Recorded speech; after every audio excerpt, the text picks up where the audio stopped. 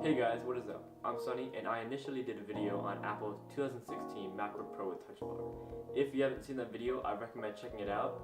I'm all for helping you guys make an informed decision about these kind of things. If you have any questions, just leave a comment or, better yet, follow me on the socials and I'll answer them as best as I can.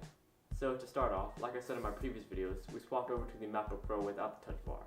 And pretty much all the things that I like about the MacBook Pro with Touch Bar is still here. So you're still getting the clean redesign of the previous generation of MacBook Pros.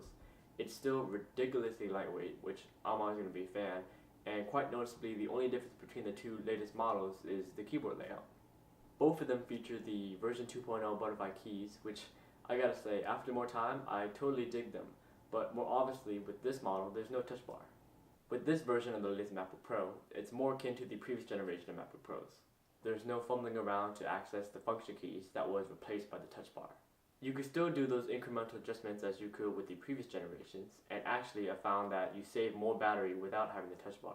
Just note that on the touch bar model it can be a lot faster and almost more responsive, but I think the biggest thing that you're missing out on is Touch ID. It was the sole function of the touch bar that I actually truly liked, and sure, there's a bunch of Windows computers that have implemented that sort of technology into their line of computers a long time ago, but to Apple's offense, they certainly like to wait till everything works the way they intend to. Take the AirPods for instance. So as much as I almost prefer the MacBook without the touch bar, Apple certainly hands you the short end of the stick with it.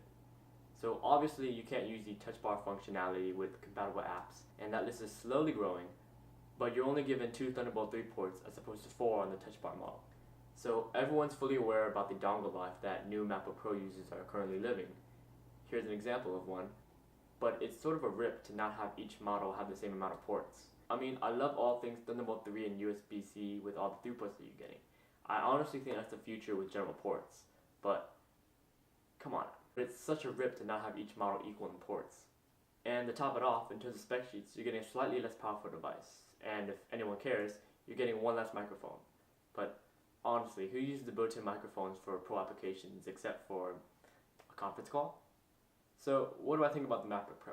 I mean, at the end of the day, they're still crazy expensive, which is almost why I prefer the MacBook without the touch bar. You're saving like $300–400. And honestly, in terms of performance, you're not going to notice too much of a difference. Apple has done an amazing job at optimizing both computers. If you're upgrading from the previous generation of MacBook Pros, this is going to be a huge boost in performance and productivity, mostly because of the optimization.